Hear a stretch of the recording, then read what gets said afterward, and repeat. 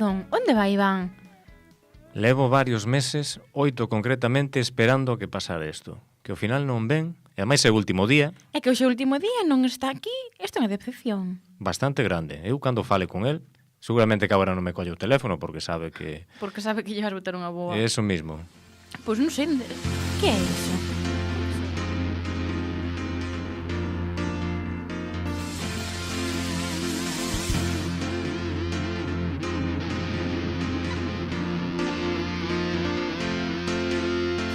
Se non sabes que facer, que camiño recorrer, eu teño algo para propoñer.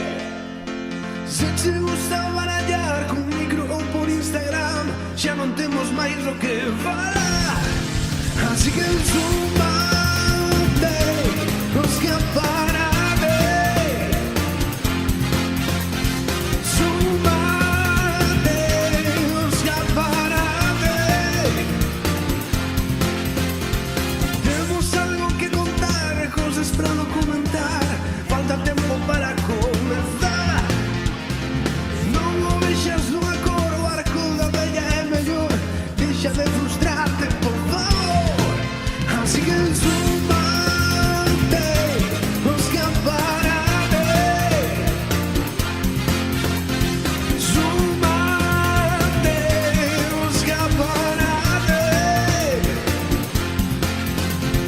Ven, mergúllate nas redes, lembra respirar se podes. Aquí todos somos influencers.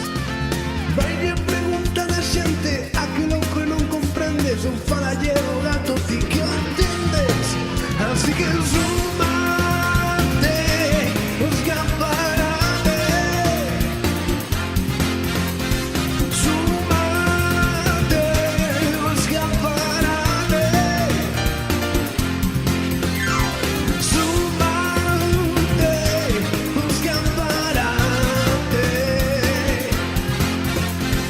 Teño que escribir unha canción, levando a comedia máxima expresión. Nunha soa semana conseguí comezar o luns de mal humor aquí.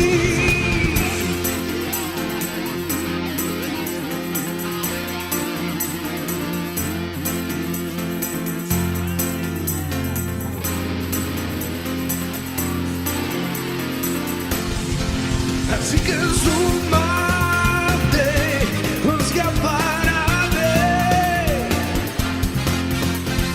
Súmate, os que parade. Así que súmate.